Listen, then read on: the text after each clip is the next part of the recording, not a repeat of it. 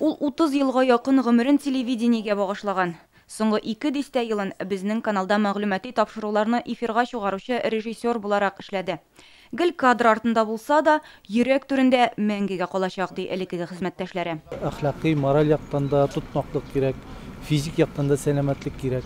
Шуңа күрә бик авыр хезмәт эшләделәр.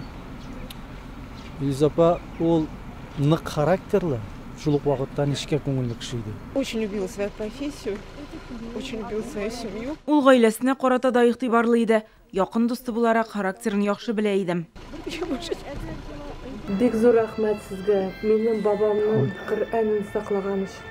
Ул танылган сәүдәгәр һәм хәйрияче Апанаевлар нәселеннән. Борынгы Казан Коръәнен янгыннан алып чыккан кешеләргә рәхмәтен белдерер өчен Адыгей Республикасына кадәр барган.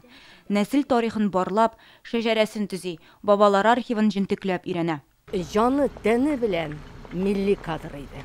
Андыйлар бик сирәк. Ул бер кайчанда кешегә начарлык эшләмәде, начарлык теләмәде.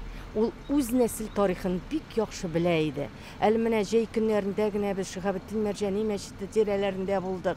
Ул әйтә иде, менә монысы шәкертләр мәйданы, менә монысы бу сәүдәгәр төзегән йорт, монысы икенче сәүдәгәр төзегән йорт дип. Кемдә генә сорасагыз да, Илүзә Апанаева безнең кебек теге шәшәрәп чыгып, җырлап биеп йөргәнче түгел, тыныч, зыялы, затлы. Яшь буынга да юл күрсәтүче, төпле киңәшче иде. Кешелекле, күзеңнән белә синең кәефең юк икәнне, нәрсә булганны. Яхшы кеше буларак истә калачак ул. Илүзә Апанаеваны бүген Казанның татар зиратында җирләделәр.